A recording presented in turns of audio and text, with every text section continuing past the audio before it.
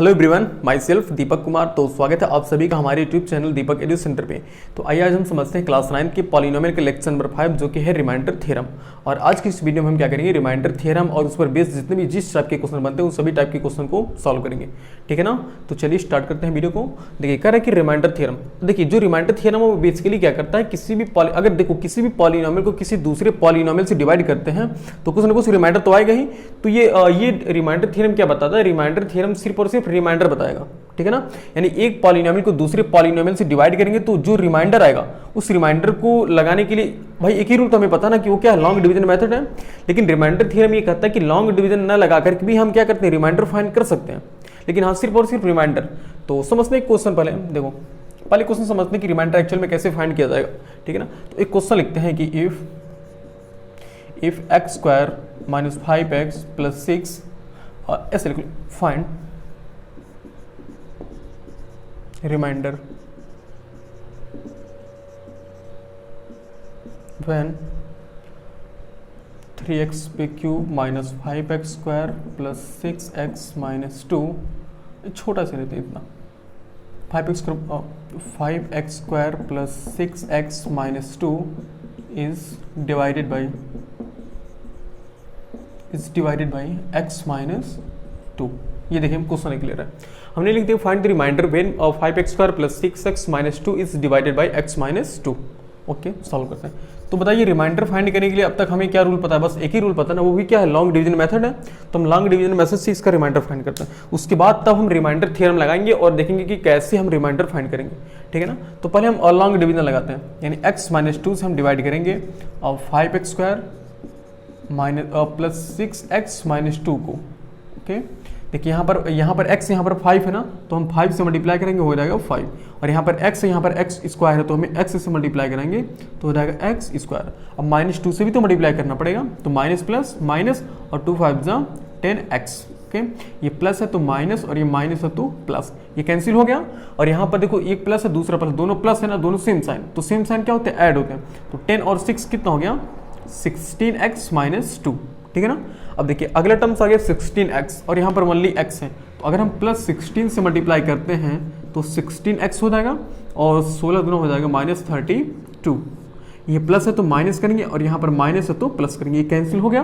Okay और ये 32 minus 2 कितना हो गया, 30 हो गया ना। देखो 32 माइनस 2 कितना हो गया, 30 हो गया। यानी कि हमने लॉन्ग डिवीजन मेथड से सॉल्व किया तो हमें हमने पाया कि रिमाइंडर कितना आ रहा है, देखिए रिमाइंडर आ रहा है 30 आ रहा है।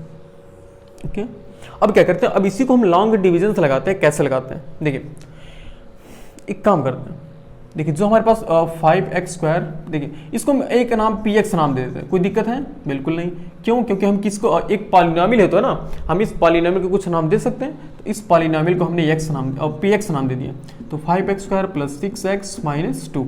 ठीक है ना। और जो हमारे पास डिवाइजर है x माइनस 2 उसको हम gx नाम दे रहे हैं। देखो ये नाम देने में कोई दिक्कत नहीं है, चाहे इसको भी तुम px से लिख सकते थे, इसको भी gx से लिख सकते हो, कोई दिक्कत नहीं है। और x माइनस 2 चाहे इसको हम px और gx नाम दे सकते हैं। ठीक है ना। अब देखो जो डिवाइजर है, डिवाइजर कितना है, डिवाइजर x माइनस 2 है ना, इस डिवाइजर को एक बार 0 के इक्वल करो, तो इस डिवाइजर को 0 को इक्वल करो। अभी समझते हैं क्यों हम कह रहे हैं 0, बस इस डिवाइजर को हमने 0 को इक्वल किया तो x इक्वल कितना आएगा, इस माइनस 2 को अगर हम राइट में शिफ्ट करेंगे तो हो जाएगा प्लस 2। x इक्वल कितना आ गया, प्लस 2। यानी डिवाइजर को हमने 0 के इक्वल किया तो x इक्वल आ गया प्लस 2। अब इस प्लस 2 को इस प्लस 2 से हम क्या करेंगे, मतलब इस वैल्यू को हम क्या करेंगे, इस पॉलिनोमियल में पुट करेंगे और देखते हैं कितना आएगा। तो P2 निकालते हैं भाई, वैल्यू पुट करने का मतलब P2 ही तो निकालना है ना। तो P2 निकालने का ये मतलब है जहां पर x है वहां 2 पुट करना, 2 पुट करते हैं तो 5 इंटू, देखिए x आ गया ना, तो यहाँ पर 2 के पावर 2 प्लस 6 इंटू x आ गया तो 2 माइनस 2, तो 5 इंटू 2 टू द कितना हो गया 4 प्लस 6 टू द 12 माइनस 2, तो 5 4 हो गया 20 प्लस 12 माइनस 2, ये हो गया 20 प्लस 12 माइनस 2 कितना हो गया 10, और 20 प्लस 10 कितना हो गया 30। यहाँ से देखो, यहाँ से इंटरेस्टिंग बात ये निकल के आई कि अगर जैसे हमने डिवाइजर को 0 करके x की वैल्यू निकाला है और इस x की वैल्यू को पुट करके हमने px के मतलब जहां पर x था वहां पर हमने 2 पुट किया है, तो हम देख रहे हैं कि हमारा आंसर कितना आ रहा है, हमारा आंसर तो 30 आ रहा है। और ये एक्चुअल में किसके बराबर है, ये हमारा रिमाइंडर के ही तो बराबर है। यानी कि हम यहाँ से कह सकते हैं कि अगर हम डिवाइडर को जीरो करके x की वैल्यू निकाल दें और जो वैल्यू आती है उसी वैल्यू को हम पॉलिनोमियल में पुट कर दें, तो जो हमारा आंसर, जो हमारी वैल्यू आएगी, जो हमारी यहाँ पर आंसर आएगा, वो आंसर क्या होगा, वो एक तरह से रिमाइंडर होगा। ठीक है ना, तो यही होता है रिमाइंडर थ्योरम। ठीक है ना, यही होता है रिमाइंडर थ्योरम। मतलब हमने क्या किया, अभी थोड़ी सी एग्जांपल से समझाया कि कैसे, क्या मतलब कैसे आता है रिमाइंडर, कैसे हम रिमाइंडर फाइंड करते हैं। ठीक है ना, देखो यहाँ पर हमने बिना कोई डिवीजन किए ही हमने डिवीजन और बिना कुछ डिवीजन किए ही हमने रिमाइंडर फाइंड कर लिया। ओके, अब क्या करते हैं, अब देखो इसी रिमाइंडर थ्योरम को एक तरह से मैथमेटिक्स की लैंग्वेज में लिखते हैं कि मतलब कैसे लिखा जाएगा। ठीक है ना, तो एक काम कीजिए, इसको नोट कीजिए, फिर इसको मिटाते हैं, तब समझते हैं रिमाइंडर थ्योरम।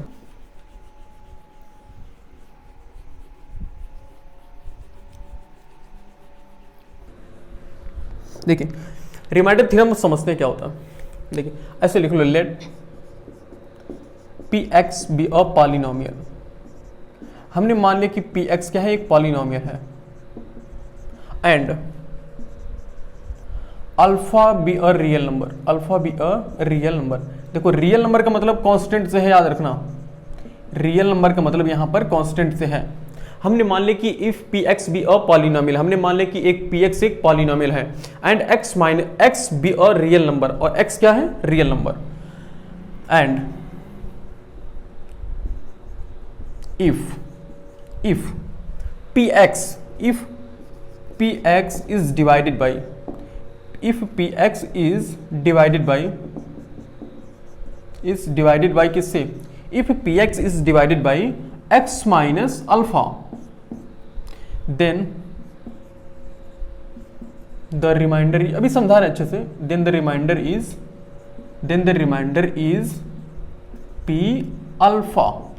देखो क्या करा, समझते फिर से, देखो कह रहे कि let P x be a polynomial, हमने माना कि पी एक्स क्या है, एक पॉलिनोमियल है, and alpha be a real number, मतलब हम जो अल्फा यूज कर रहे हैं वो अल्फा क्या है, वो अल्फा एक कांस्टेंट है, रियल नंबर का मतलब कांस्टेंट से है, याद रखना, रियल नंबर का मतलब कांस्टेंट से है, and if p x is divided by x minus alpha, अगर हम इस पी एक्स को एक्स माइनस अल्फा से डिवाइड कर रहे हैं, then the reminder is p alpha, तो रिमाइंडर पी अल्फा आएगा।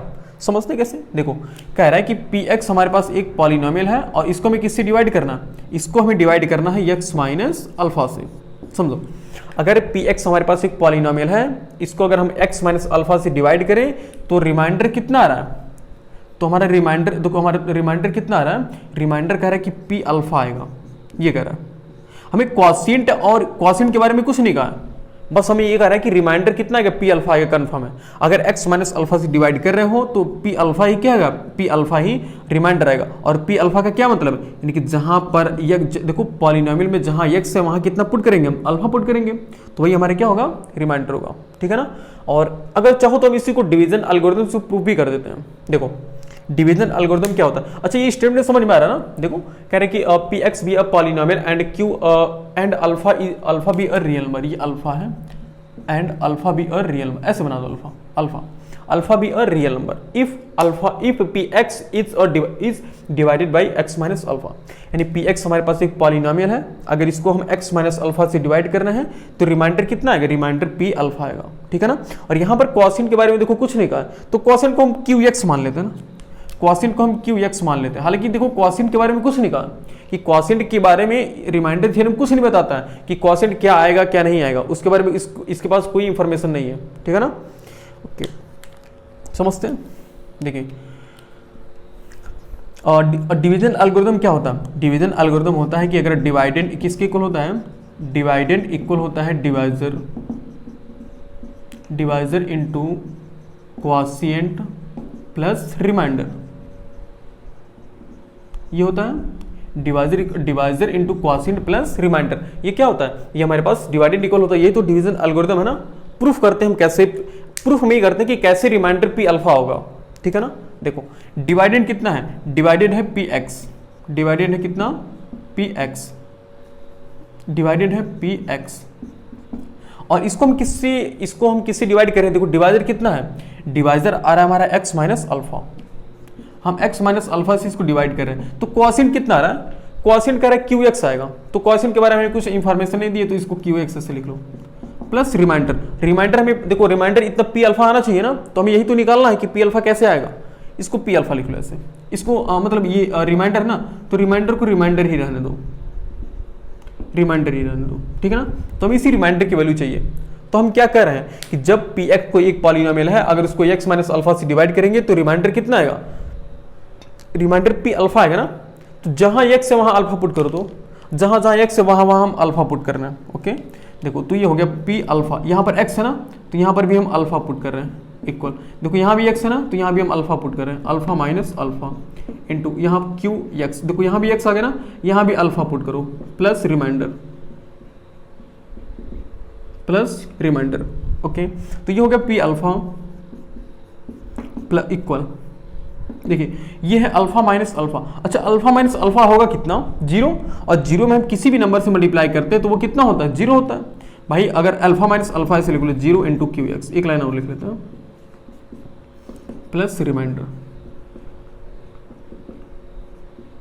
देखिए यहां से पी अल्फा इक्वल, देखिए जीरो में अगर हम क्यू एक्स से मल्टीप्लाई करते हैं तो क्या आएगा, हमारे 0 ही आएगा ना, और 0 लिखने का कोई मतलब ही नहीं क्योंकि यहां पर प्लस है, तो रिमाइंडर। देखो यानी कि प्रूफ हो गया ना, रिमाइंडर कितना आ रहा है, रिमाइंडर हमारा पी अल्फा आ रहा है, ठीक है ना। यदि यानी कि अगर हम कोई भी पॉलिनोमियल पी एक्स दिया हुआ है, अगर उसको एक्स माइनस अल्फा से डिवाइड कर रहे हैं तो रिमाइंडर कितना आएगा, रिमाइंडर हमारा पी अल्फा आएगा, ठीक है ना। तो ये है पूरा रिमाइंडर थ्योरम का स्टेटमेंट कि कैसे कैसे लिखा जाता है।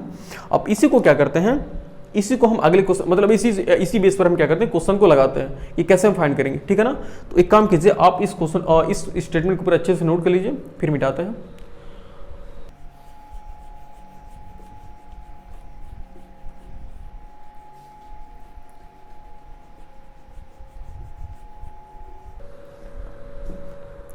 आइए हम समझते हैं हमारा रिमाइंडर थ्योरम पर पहला क्वेश्चन। देखिए कह रहे कि find the reminder when the polynomial p x is divided by x minus 3। यानी कह रहा है कि पी एक्स को अगर हम जी एक्स से डिवाइड करते हैं तो रिमाइंडर क्या होगा, यही हमें बताना है, ठीक है ना। तो सॉल्व करते हैं, देखिए सॉल्व करते हैं। देखिए कह रहे find the reminder when polynomial p x is divided by g x. तो हम पहले पी एक्स और जी एक्स को लिखते हैं। देखो पी एक्स कितना दिया हुआ है, पी एक्स दिया हुआ है x cube minus three x square plus 4x plus 50, और जी एक्स कितना दिया हुआ है, जी एक्स है हमारे पास एक्स माइनस थ्री। तो रूल हमारे क्या है, रूल हमने बताया कि देखो वहां पर हमने क्या किया था, हमने डिवाइजर को 0 कर दिया था ना भाई, एक्स माइनस अल्फा, देखो एक्स माइनस अल्फा की जगह पर है ना, तो अल्फा कैसे आएगा, अल्फा मतलब एक्स इक्वल अल्फा कर, जहां पर एक्स वहां अल्फा पुट करना है ना, तो अल्फा कैसे निकलेगा, उसके लिए रूल याद कर लो। उसके लिए रूल यह है कि डिवाइजर को इक्वल 0 करो, डिवाइजर इक्वल 0, डिवाइजर को हमें 0 के इक्वल करना है। अब बताओ डिवाइजर है क्या, देखो carry find the reminder when a polynomial p x is divided by g x. इसका मतलब जी एक्स हमारे रिमाइंडर है और डिवाइजर है ना भाई, इसी से ही तो हमें इस पॉलिनोमियल को डिवाइड करना है। इसका मतलब डिवाइजर क्या है, डिवाइजर है जी एक्स। ओके, तो जी एक्स कितना है, जी एक्स हमारे पास X minus 3 equal 0, then x equal कितना आ गया 3। जैसे ही एक्स इक्वल 3 आया तो रिमाइंडर कितना होगा बताओ, अभी हमने इसके पिछले वाले क्वेश्चन में सॉल्व किया है, एक्स इक्वल 3 आ गया तो रिमाइंडर कितना आएगा, रिमाइंडर इक्वल P3। इसी 3 ही वैल्यू, इसी 3 और इसी वैल्यू पर क्या होगा, रिमाइंडर हम फाइंड कर पाएंगे। यानी कि रिमाइंडर कितना होगा, रिमाइंडर होगा P3। तो हम रिमाइंडर देखो कैसे फाइंड करेंगे, रिमाइंडर देखो रिमाइंडर कितना आएगा, रिमाइंडर P3 आएगा ना, तो अब P3 सॉल्व करो, यानी कि जहां पर x है वहां कितना पुट करना है, वहां पर 3 पुट करना है। तो यहां पर पुट करो तो 3 के पावर 3 माइनस, देखो 3x स्क्वायर है ना, तो 3 इंटू 3 के पावर 2 प्लस, देखो 4x है ना, तो 4 इंटू 3 प्लस ये 50 है ना, तो प्लस 50 कर लो। ओके, सॉल्व करते हैं। तो 3 3 देखो 3 का क्यूब कितना होगा, 3 3 9 और 9 3 27 माइनस, और 3 इंटू 3 के पावर 2 का मतलब 3 3 9 प्लस 4 3 12 प्लस 50। सॉल्व करते हैं तो ये होगा 27 और 9 3 20, हाँ 9 3 27, और ये हो गया प्लस, और 12 और 50 कितना हो गया 62 हो गया, ठीक है ना। अब देखो यहाँ पर ये 27 से 27 कैंसिल, यानी कितना आ गया 62, यानी कि हमारा रिमाइंडर कितना आ गया, देखो हमने बिना डिवीजन किए ही रिमाइंडर फाइंड कर लिया।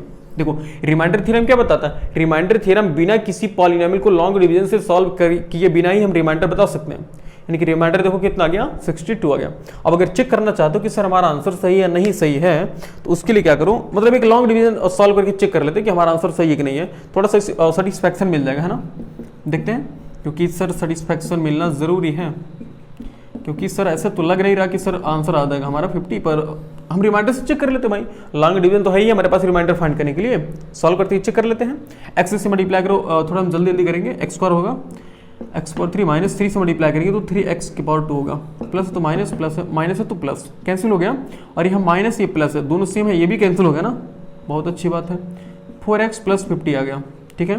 देखिए यहाँ पर है x और यहाँ पर 4x है, तो अगर हम 4 से मल्टीप्लाई कराएंगे तो हो जाएगा 4x, और यहाँ पर 3 है और यहाँ पर 4 है, तो माइनस प्लस क्या हो गया माइनस, और 3 4 जा 12, यानी एक प्लस एक माइनस कैंसिल, एक माइनस एक प्लस कैंसिल हो गया ना। और 50 और 12 कितना हो गया 62, देखो कितना आ गया 62। अब कुछ लोग कहेंगे सर जब इतना आसानी से हम इसको डिवीजन को लॉन्ग डिवीजन से हम इतना आसानी से क्या करते थे, रिमाइंडर फाइंड कर ले रहे थे, तो क्या जरूरत थी इतना बड़ा तामझाम लगाने की कि ये लगाओ फिर डिवाइजर को 0 करो फिर P3 निकालो, उसके बाद यही P3 हमारा रिमाइंडर होगा, इतना बड़ा तामझाम करने की क्या जरूरत है। तो भाई कुछ लोग को नहीं पसंद आया, और पसंद आने का ये मतलब नहीं है कि नहीं पसंद आया। देखो कुछ लोग को ये रूल ना अच्छा लग के ये रूल अच्छा लगा, क्योंकि अभी देखो इसके आगे जो हम पढ़ेंगे ना, इसके आगे वो फैक्टर थ्योरम होगा, तो फैक्टर थ्योरम होगा, उसके बाद अच्छे से समझोगे कि हाँ एक्चुअल में भाई ये रूल अच्छा है, एक्चुअल में रिमाइंडर थ्योरम अच्छा है। क्योंकि कभी कभी होता ना कि इसको हम इसी डिवाइड करते हैं तो मतलब डिवाइड होता ही नहीं है। जो अगर बताओ ये तो सिंपल था ना क्वेश्चन कि देखो x माइनस 3 से अगर हम डिवाइड कर रहे हैं तो सिंपली कट जा रहा है, लेकिन कुछ ऐसे क्वेश्चन होंगे कि जो कि कैंसिल होंगे ही नहीं, तो उनके लिए रिमाइंडर थ्योरम प्योर ये होता अच्छा काम करता है। यानी कि यहाँ पर हम डिवीजन करना ही नहीं पड़ेगा, सिंपल हम वैल्यू पुट करेंगे और हम अपना रिमाइंडर फाइंड कर लेंगे, ठीक है ना। तो अभी के लिए समझो कि रिमाइंडर फाइंड करने के लिए हम क्या करेंगे, रिमाइंडर थ्योरम निकालेंगे, और रिमाइंडर थ्योरम से ही हम रिमाइंडर फाइंड करेंगे। हालांकि हमें पता है कि लॉन्ग डिवीजन से ही हम रिमाइंडर फाइंड कर सकते हैं, लेकिन अभी देखो आगे जब क्वेश्चन सॉल्व करेंगे तब पता चलेगा कि हाँ एक्चुअल में रिमाइंडर थ्योरम का यूज क्यों है, क्यों रिमाइंडर थ्योरम आया यहाँ पर, ठीक है ना। तो अभी के लिए सिर्फ क्वेश्चन अभी के लिए ये नोट कर लो, फिर उसके बाद हम अगला क्वेश्चन सॉल्व करते हैं। ये इंपॉर्टेंट टॉपिक है क्लास 9 का, एकदम क्लास 9 के जो पॉलिनोमियल है उसका इंपॉर्टेंट टॉपिक है ये रिमाइंडर थ्योरम, इसको नोट कर लीजिए।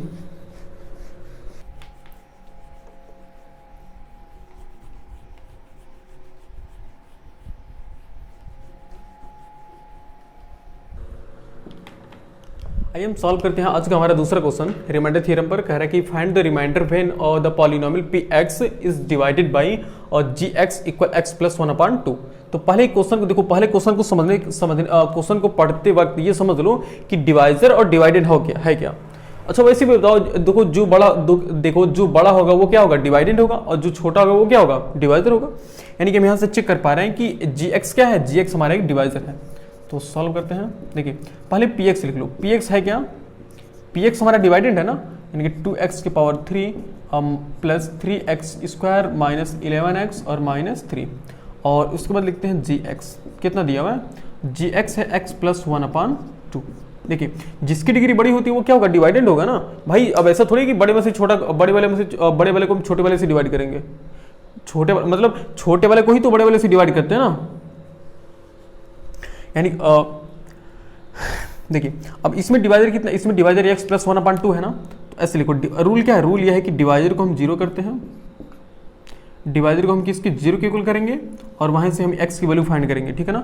और डिवाइजर देखो कितना, डिवाइजर हमारा gx है ना, ओके, और ये कितना है x प्लस, और डिवाइजर को 0 करो पहले, और डिवाइजर कितना है gx कितना है x प्लस 1/2, यानी x plus 1/2 equal 0, then x equal हो गया माइनस 1/2। अब देखिए अब जैसे x इक्वल माइनस 1/2 आया तो हम क्या निकालेंगे, बताओ रिमाइंडर कितना होगा, रिमाइंडर कितना होगा, रिमाइंडर इक्वल, रिमाइंडर हमारा कितना, रिमाइंडर हमारा p 1/2 पर ही तो होगा ना। देखो इसी वैल्यू पर ही तो रिमाइंडर निकलेगा ना, यानी कि इसको लिख लो p माइनस 1/2 है, p माइनस 1/2। इसका क्या मतलब है, यानी कि जहां x है वहां कितना पुट करना है, वहां माइनस 1/2 पुट करना। सॉल्व करते हैं, जहां x है वहां माइनस 1/2 पुट करना है। सॉल्व करते हैं। देखिए यह है 2 इंटू, देखिए x आ गया ना, तो x के प्लेस पर हमें पुट करना है माइनस 1/2, इसकी पावर हो गया 3, ओके, प्लस और 3 इंटू माइनस 1/2 के पावर 2, और -11 इंटू -1/2 और -3, ये हो गया। सॉल्व करते हैं, देखिए इक्वल, और ये हो गया 2 इंटू, अच्छा -1/3 के पावर -1/2 के पावर 3 का ये मतलब है कि -1/2 को कितनी बार मल्टीप्लाई किया गया, 3 बार। तो जब वैसे भी हम जानते हैं कि माइनस के पावर अगर ऑड नंबर होता है तो आंसर हमारा माइनस में आता है, और 1 का क्यूब 1 हो गया और 2 का क्यूब 2 2 4 2 8 हो गया, यानी कि -1/8 हो गया, प्लस 3 इंटू -1/2 का स्क्वायर हो गया 1/4, क्यों? क्योंकि माइनस का स्क्वायर क्या होगा, प्लस होगा, और 2 का स्क्वायर कितना होगा, 4 होगा। और यहाँ देखते हैं माइनस माइनस हो गया प्लस, और 11/2, यानी न्यूमिनेटर को हम न्यूमिनेटर में और डिनोमिनेटर को डिनोमिनेटर में।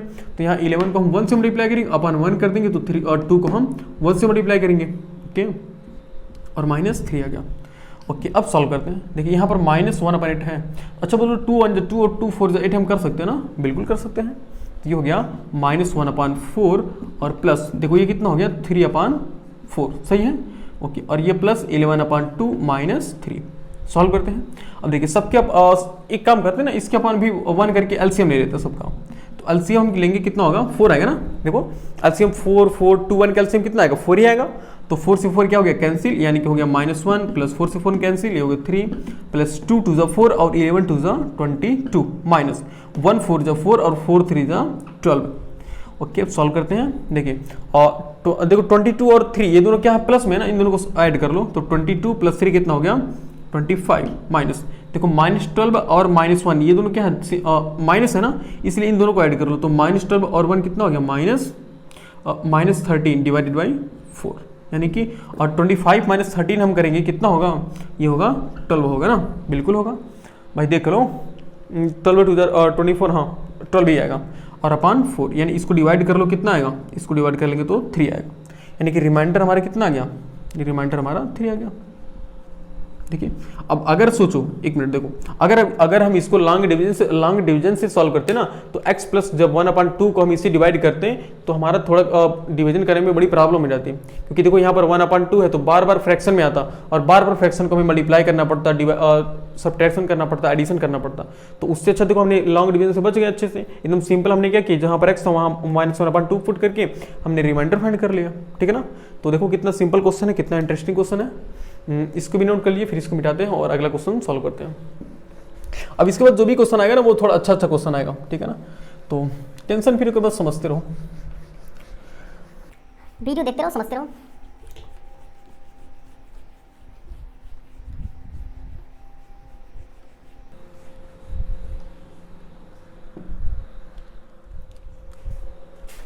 आइए सॉल्व करते हैं हमारा तीसरा क्वेश्चन। कह रहे कि the polynomial 2x³ + x² - ax + 2 and 2x³ - 3x² - 3x + a when divided by x - 2 leave the same remainder, find the value of a। तो हमें a की वैल्यू फाइंड करनी है। तो ये है मजेदार क्वेश्चन, इसको सॉल्व किया है, एकदम बिल्कुल मजेदार क्वेश्चन है, यानी कि इसी टाइप के क्वेश्चन को सॉल्व करने में मजा आ जाएगा। देखिए मतलब थोड़ा सा कॉन्सेप्ट अच्छे से पता होना चाहिए। देखो क्वेश्चन क्या कह रहा है बस समझते हैं। कह रहे कि द पॉलिनोमियल और 2x³ + x² - ax + 2 एंड ये मतलब ये दोनों polynomial when divided by x - 2 leave the same reminder, find the value of a। मतलब क्या हो रहा है कि अगर इस देखो ध्यान से देखो, अगर इस पॉलिनोमियल को हम x - 2 से डिवाइड कर रहे हैं और इस पॉलिनोमियल को भी हम अगर x - 2 से डिवाइड कर रहे हैं, मतलब इन दोनों पॉलिनोमियल को अगर हम x - 2 से डिवाइड कर रहे हैं तो रिमाइंडर क्या रहा है, देखो सेम रिमाइंडर, यानी कि रिमाइंडर क्या रहा है, इक्वल आ रहा है। यानी अगर मान लो कि अगर हम इसको इससे डिवाइड कर रहे हैं तो रिमाइंडर मान लो 5 आया, 5 आया, तो अगर इसको भी डिवाइड करेंगे तभी भी रिमाइंडर कितना आएगा, 5 ही आएगा। ये क्वेश्चन ये करा, तो कर उसके बाद अगर मतलब ये दो कंडीशन दी हुई और दोनों कंडीशन की हेल्प से हमें क्या करना है, ए की वैल्यू को फाइंड करना है, ठीक है ना। तो यहां पर लिखो फर्स्ट कंडीशन और यहां पर लिखो सेकंड कंडीशन। देखो फर्स्ट कंडीशन और यहां पर लिखते हैं सेकंड कंडीशन।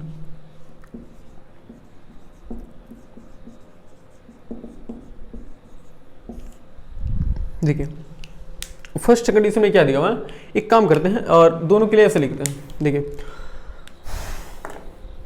ऐसे मान लो कि लेट, इसको कुछ नाम देते हैं ना, इसको जैसे पॉलिनोमियल दिया हो तो इस पॉलिनोमियल को हम कुछ नाम रख लेते हैं। तो पहले वाले पॉलिनोमियल को हम px नाम रख लिए 2x³ + x² - ax + 2, और उसके बाद ये जो रिमाइंडर मतलब डिवाइडर कितना x - 2 से हमें डिवाइड करना पड़ रहा है ना, इसको मैं x - 2 लिख लिया, ठीक है ना। और इसको एक सेम काम यहाँ पर भी करते हैं, लेट, और यहाँ पर हम पी एक्स पर हमने मान लिया ना, तो इसको एफ एक्स नाम दे दो, कोई दिक्कत नहीं, एफ एक्स इक्वल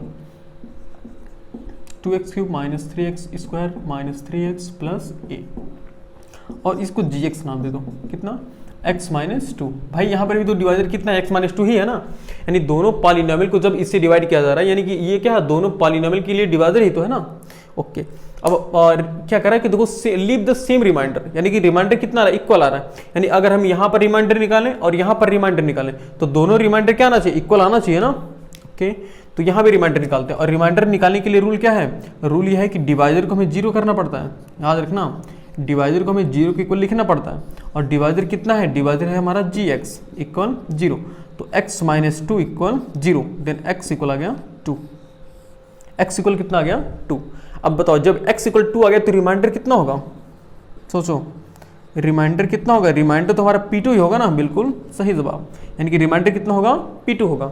अब P2 की वैल्यू निकालते हैं, तो P2 का ये मतलब है जहां पर x है वहां कितना पुट करना है, 2, तो ये हो गया देखो 2 इंटू 2 के पावर 3 और प्लस x के पावर 2 माइनस और a इंटू कितना, x की वैल्यू कितना 2 और प्लस 2, देखिए जहाँ जहाँ x है वहाँ हमने कितना पुट किया 2, यहाँ पर हमने 2 नहीं पुट किया, तो ये हो गया 2, अब सही है।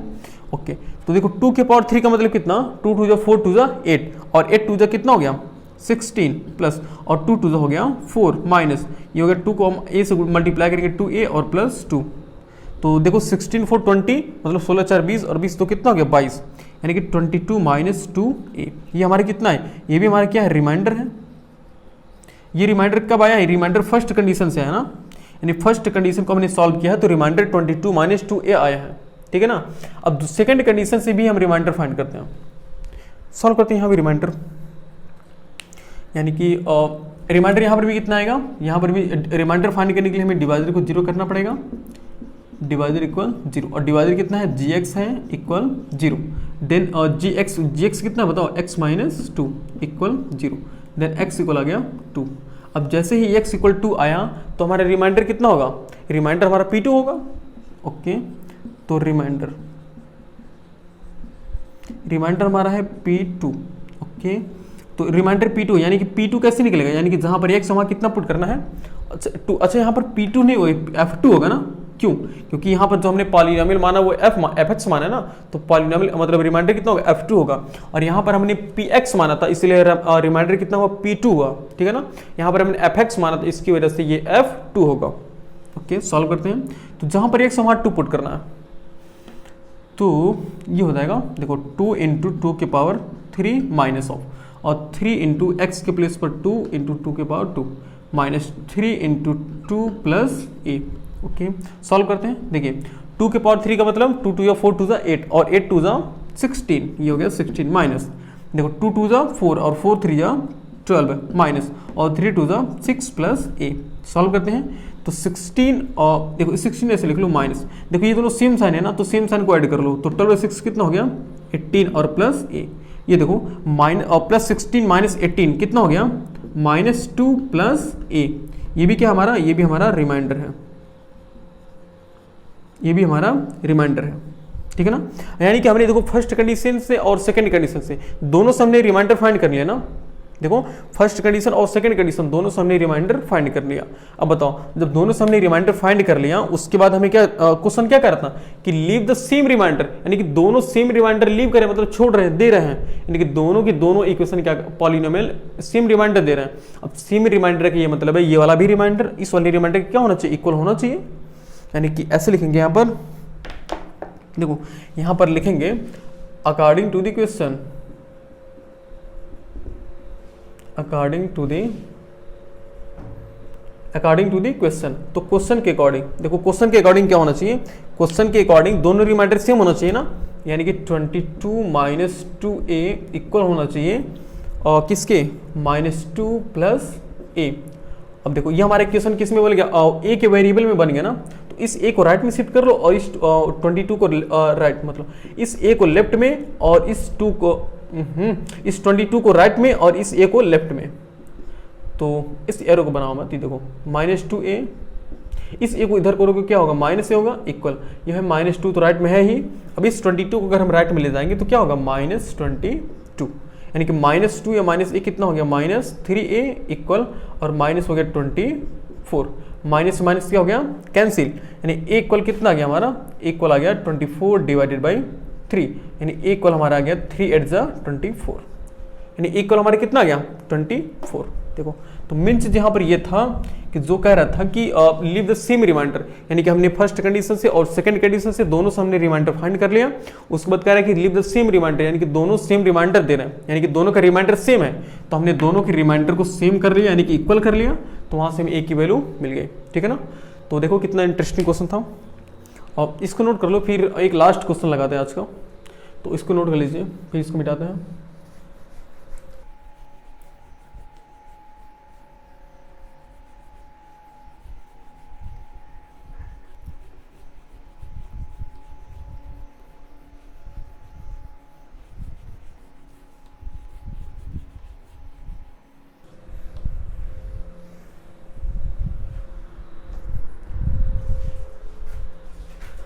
चलिए अब समझते हैं हमारे रिमाइंडर थ्योरम का क्वेश्चन नंबर 4, यानी कि आज के इस वीडियो का लास्ट क्वेश्चन है।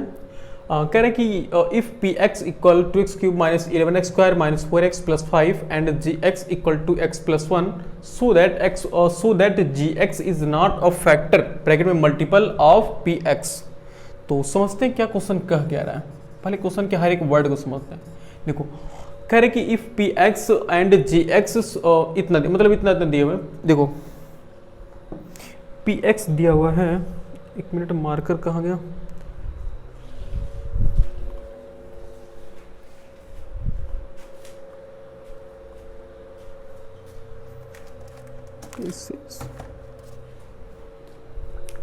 देखिए पी एक्स दिया हुआ है इतना और ये है जी एक्स। कह रहे कि पी एक्स इतना दिया और जी एक्स इतना दिया हुआ, कह रहे so that g x is not a factor multiple of p x. तो पहले फैक्टर मल्टीपल क्या होता है ये समझते हैं। देखो फैक्टर और मल्टीपल ये दो बहुत इंपॉर्टेंट वर्ड हैं इस चैप्टर के लिए, क्योंकि अभी तो ये स्टार्ट हो रहा है ना, अभी देखो इसके बाद एक फैक्टर थ्योरम ही आएगा, तो वहाँ पर फैक्टर का और मल्टीपल का मतलब समझते हैं।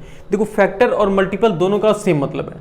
अगर हम आपसे कहें कि 24 का फैक्टर बताओ, तो 24 का फैक्टर ये मतलब है, तो हम क्या करते हैं, इसको 24 को फैक्टराइज करते हैं ना, तो ऐसे करते हैं 2 12 करते हैं, फिर 2 6 करते हैं, फिर 2 3 करते हैं, और फिर 3 1 करते हैं। जब 1 आता तो हम छोड़ देते हैं यहीं पर। तो फिर कहते हैं कि इस 24 के कितने फैक्टर हैं, इस 24 के देखो 1 2 3 4, यानी कि 4 फैक्टर है ना, और वो सभी क्या हैं 2 इंटू 2 इंटू 2 इंटू 3, ये है इसके फैक्टर। तो फैक्टर का ये मतलब है कि उसको किस नंबर में, उसको किसी नंबर में अगर मल्टीप्लाई किया जाए तो वो नंबर आना चाहिए। यानी कि देखो 2 2 2 3 ये सभी क्या है, ये सभी के सभी क्या है फैक्टर है ना, और ये सभी के सभी फैक्टर होने का ये मतलब है कि अगर देखो कोई एक नंबर ले लो, कोई एक फैक्टर ले लो, यहाँ से कोई अगर 3 फैक्टर उठा लो तो 3 निकालो, तो 3 में अगर हम किसी नंबर से मल्टीप्लाई करें तो 24 श्योर है आएगा। देखो 3 8 जा 24। तो अगर फैक्टर का ये मतलब होता है कि उसका एक गुणांक है, फैक्टर या मल्टीपल का मतलब होता है कि गुणांक मल्टीप्लाई करने पर ये वाला आ जाना चाहिए। यानी कि अगर देखो 24 है तो 24 के कितने फैक्टर हैं, 4 फैक्टर है ना, यानी कि 2 अगर यहाँ से देखो 2 2 जा 4, यानी कि 4 भी है, 2 3 और 2 2 4 2 जा 8, यानी 8 में अगर हम 3 से मल्टीप्लाई करें तो 24 आ जाएगा ना। यानी कि फैक्टर ये मतलब होता है कि उसको किसी नंबर से मल्टीप्लाई करें तो वो नंबर आ जाए। यानी अगर हम कहें, देखो अगर हम कहें कि 5 बताओ, ऐसे 24 को डिवाइड करो 5 और 8 से करो, तो हम कहेंगे कि हाँ 8 3 या 24, तो 24 से 24 कैंसिल हो गया ना, यानी क्या गया, जब रिमाइंडर 0 आ जाए तो हम कह सकते हैं ना कि 8 3 का मतलब 8 और 3 ये दोनों क्या है 24 के फैक्टर हैं।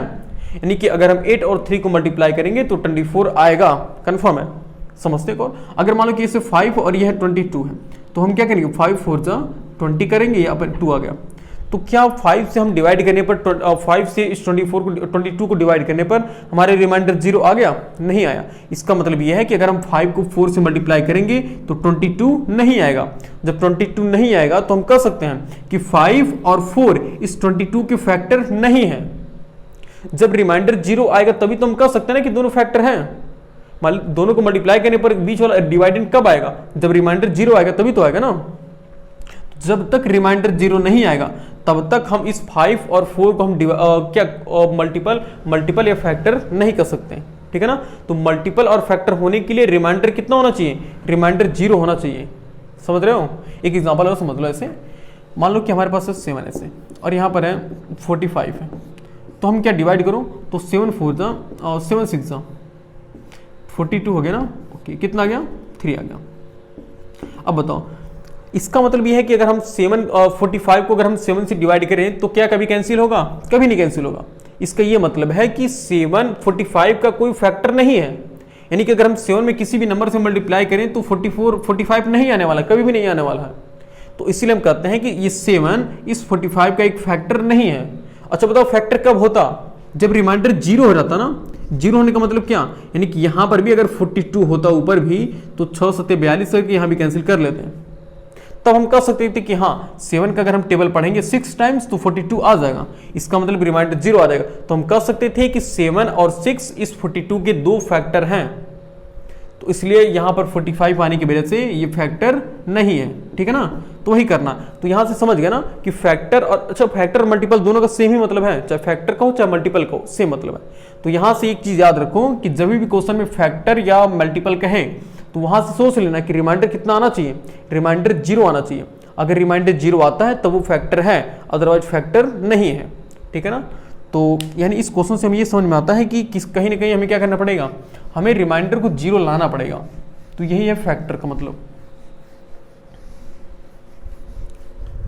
देखिए, यानी कि हमारे पास देखो क्या है, हमारे पास एक है px दिया हुआ है कितना 2x की power 3 minus 11x² minus 4x plus 5, और हमारे पास gx दिया हुआ है इक्वल और 2x प्लस 1। तो कह रहा है कि सो दैट हमें प्रूफ करना है कि gx is not a factor of px। तो बताओ फैक्टर चेक करने के लिए हमें क्या करना पड़ेगा, हमें रिमाइंडर निकालना पड़ेगा। अगर रिमाइंडर 0 आ गया तब तो वो फैक्टर है, अगर रिमाइंडर 0 नहीं आया तब ये फैक्टर नहीं है। इसका मतलब हमें क्या निकालना है, रिमाइंडर निकालना ना। और रिमाइंडर निकालने के लिए हमें कौन सा थ्योरम लगाएंगे, रिमाइंडर थ्योरम लगाएंगे। और रिमाइंडर थ्योरम क्या कहती है कि सबसे पहले डिवाइजर को 0 कर लो, डिवाइजर को 0 करके वहां से x की वैल्यू निकालेंगे हम। तो डिवाइजर को हमने 0 किया और डिवाइजर है हमारे पास gx इक्वल और 2x प्लस 1, यानी ये हो गया, इसको पहले 0 करो, उसके बाद ये हो गया 2x plus 1 equal 0, then 2x equal हो गया -1, देन x इक्वल हो गया -1/2। अब जैसे ही x इक्वल -1/2 आया उसके बाद रिमाइंडर बताओ कितना आएगा, रिमाइंडर कितना आ गया, रिमाइंडर आएगा p-1/2, यही तो आएगा ना। रिमाइंडर कितना आएगा, रिमाइंडर p-1/2 आएगा। ओके, अब बताओ अगर यही, अच्छा बताओ p-1/2 अगर 0 आ गया इसका मतलब रिमाइंडर 0 आ जाएगा ना। अब जैसे ही रिमाइंडर 0 आया तो तब तो ये क्या हो जाएगा, इसका फैक्टर हो जाएगा ना। इसका मतलब सो दैट हमें प्रूव करना है कि रिमाइंडर फैक्टर नहीं है। तो फैक्टर नहीं है इसका मतलब ये 0 आएगा कभी भी, कभी नहीं आ सकता। चेक करो अभी देखो 0 नहीं आएगा। तो सॉल्व करते हैं, तो p-1/2, तो जहां x वहां कितना पुट करना है -1/2, ये हो गया 2 इंटू -1/2 के पावर 3 -1/2 के पावर 3 माइनस 11 इंटू -1/2 के पावर 2 और -4 इंटू -1/2 और प्लस 5। ओके, सॉल्व करते हैं आगे। तो ये हो गया 2 इंटू -1/2 के पावर 3 का मतलब ये है कि -1/2 को 3 बार मल्टीप्लाई करना है। और हम जानते हैं कि जब भी माइनस की पावर कोई ऑड नंबर होता है तो आंसर हमारा प्लस में आता है। और 1 का क्यूब 1 हो गया और 2 का क्यूब 2 2 4 2 8 हो गया, ठीक है ना। माइनस ऑफ 11 इंटू -1 के पावर 2 है, इसका मतलब इवन नंबर है। जब इवन नंबर है तो आंसर क्या आएगा, प्लस में आएगा। और ओहो यहाँ पर माइनस आ गया ना, -1 के पावर ऑड नंबर तो आंसर माइनस में आता है, ऐसे होगा। सादा मैंने माइनस ही बोला है, इसके बाद हमने प्लस लिख दिया। जब ये देखते हैं, और यहाँ पर ये है -1/2 के पावर 2, तो +1/4 हो जाएगा ना, बिल्कुल। और देखो माइनस माइनस क्या हो गया, प्लस, और 4/2 और प्लस 5। ओके, सॉल्व करते हैं। तो 2 × 2 और 2 4 8, यानी कि -1/4 हो गया। और ये हो गया -11/4 और ये +4, अच्छा 4/2 को कैंसिल कर सकते हैं ना, 2 हो गया। अच्छा ये ओनली 2 होगा ना, और 2 5 कितना हो गया, 7/1 कर लो भाई। 2 5 कितना होगा, 7 ही तो होगा ना। सॉल्व करते हैं, इनका एलसीएम कितना आएगा, 4 आ जाएगा। तो 4 से 4 कैंसिल, -1 प्लस, और प्लस नहीं माइनस है, 4 से 4 कैंसिल यानी कि -11, 1 से 4 कैंसिल यानी कि प्लस, और 7 4 जा 1 से 4 कैंसिल ही हुआ, 1 4 जा 4 और 4 से 28। ओके, तो -1 -11 -12 प्लस 28 डिवाइडेड बाई 4, यानी कितना हो गया, इसको करेंगे तो 16/4 यानी कितना हो गया 4 4 = 16। तो क्या सब्ट्रैक्शन सही है ना? हाँ सही है। यानी कि देखो आंसर मतलब रिमाइंडर हमारा कितना आ गया, रिमाइंडर 4 आ गया। बताओ रिमाइंडर 4 आने का मतलब क्या है? यानी कि अगर हम 2x + 1 से इसको डिवाइड करें तो क्या कंप्लीटली सॉल्व होगा? नहीं होगा। रिमाइंडर कितना आ गया? रिमाइंडर 4 आ जाएगा ना। जब रिमाइंडर 4 आ गया तो हम क्या कर सकते हैं कि 2x + 1 इसका एक फैक्टर है? नहीं कर सकते। यानी कि यहां पर लिखेंगे सच, ऐसे लिखोगे such that reminder is not equal to 0, reminder 0 के इक्वल नहीं है। सो वी कैन से, हम कह सकते, सो वी कैन से क्या है gx, हाँ so we can say gx is not a factor of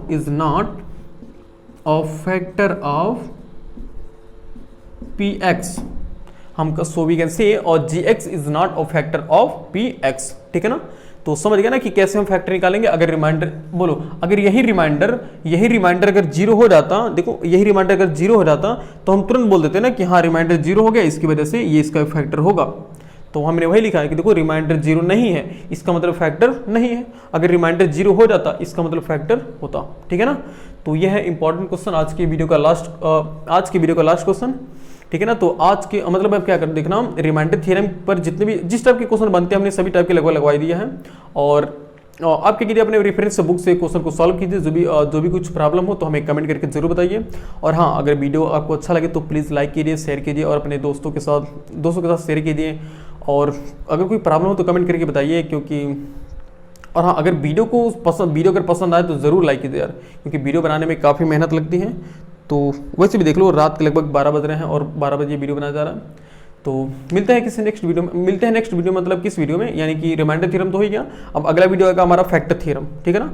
तो आज अगला वीडियो हमारा क्या आएगा? Factor theorem. ठीक है? तो पढ़ाई करते रहें। All the very best. मिलते हैं किसी नेक्स्ट वीडियो में, तब तक के लिए जय हिंद।